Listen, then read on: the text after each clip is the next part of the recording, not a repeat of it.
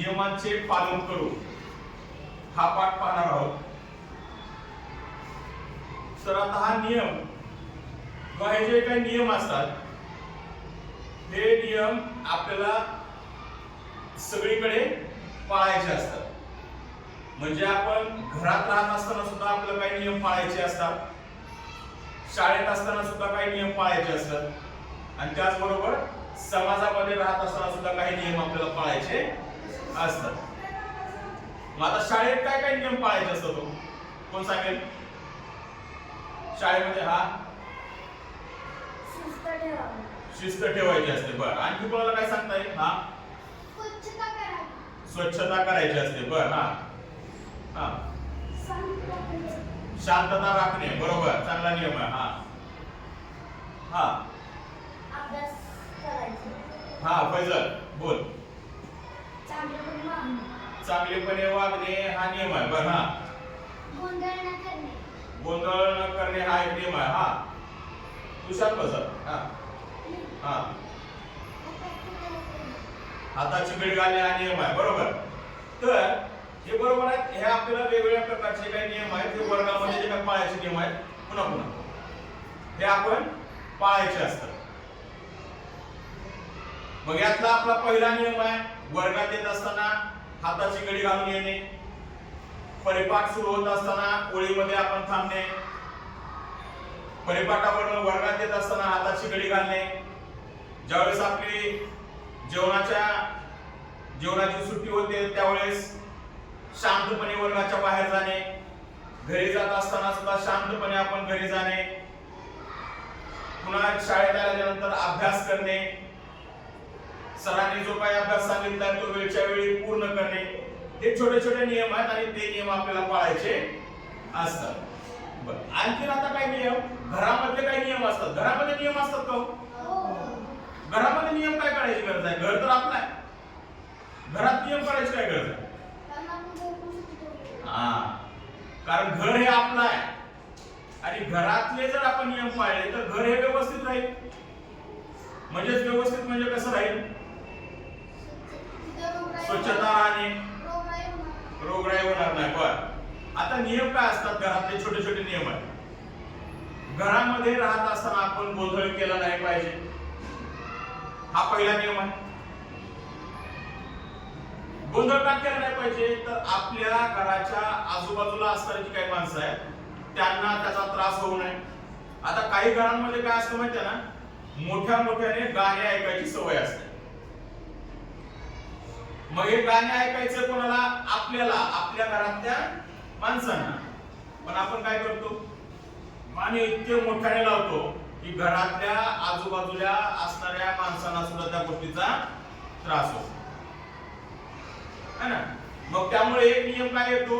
समाजात राहत असताना आपल्या घराच्या आजूबाजूला असणाऱ्या मुलांना, माणसांना त्रास होऊ नये हा पहिला नियम आहे. त्या नियमाचं पालन जर आपण केलं तर इतरांना त्रास होणार नाही. बरोबर. म्हणजे हे काही छोटे छोटे नियम आहेत. आता यात एक कविता सांगितली त्यांनी, नियमाचं पालन करू. यामध्ये मी म्हणतो, तुम्ही काय म्हणत बसू नका. मनास आपल्या शिस्त लावू, नियमाचे पालन करू. मनास आपलं काय करायचं? शिस्त लावायची. आता मनाला शिस्त लावायची म्हणजे कोणाला? स्वतःला शिस्त लावायची. जे काही शिस्त आहे, आता शिस्तीचे सगळेच नियम आहेत, त्या नियमानुसार आपण वागलं पाहिजे है ना.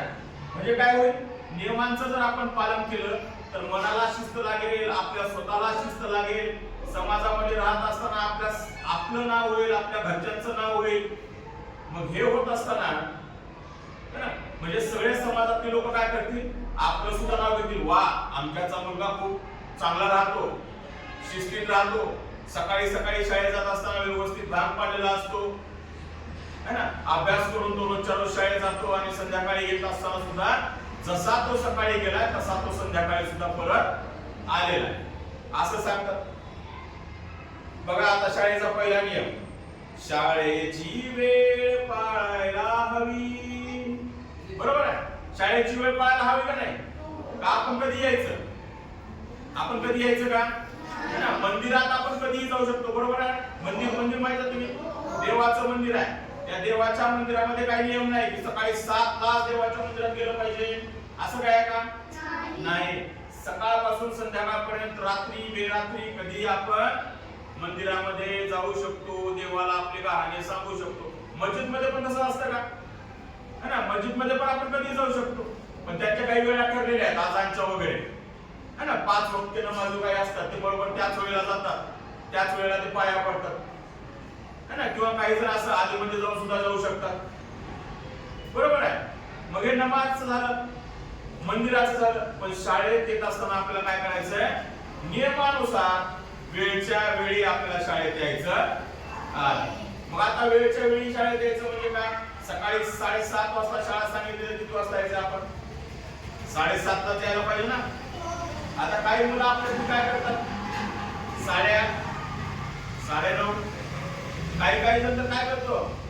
जेवणाच्या वेळेला येतात,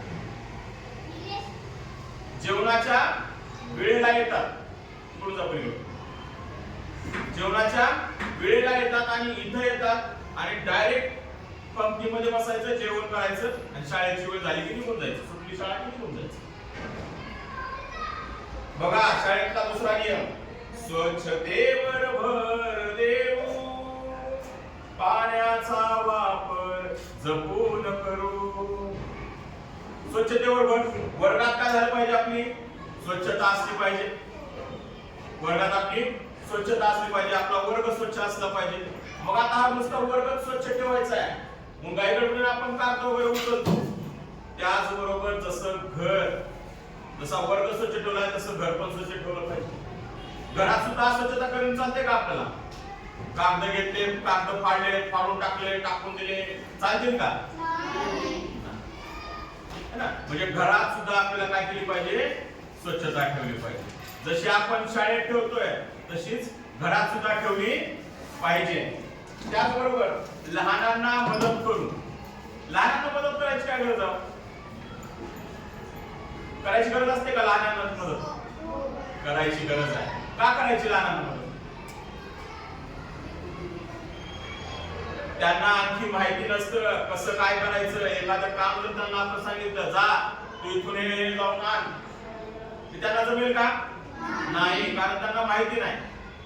त्यांना आपण शिकवलं पाहिजे, सांगितलं पाहिजे. तसंच आहे, 1ली, 2री, 3रीची मुलं तुमच्याकडे पाहून शिकणार आहेत. तुम्ही आता 4थीच्या वर्गात आहेत, मग तुमच्याकडे 1ली, 2री, 3रीची मुलं तुमच्याकडे पाहून शिकतील, हे लक्षात ठेवा. मग तुम्ही काय केलं पाहिजे? चांगल्या पद्धतीने वागलं पाहिजे, है ना. जे काही चांगल्या गोष्टी आहेत त्या सर्व आत्मसात केल्या पाहिजेत, बरोबर का? आपण जेवढं वाईट आहे तेवढं आपण घ्यायचंय नाही. जेवढं आपल्याला चांगलं घेता येईल तेवढं आपण चांगलं राहिलं पाहिजे. असे हे जे काही गोष्टी आहेत ते नियम आहेत, छोटे छोटे नियम आहेत.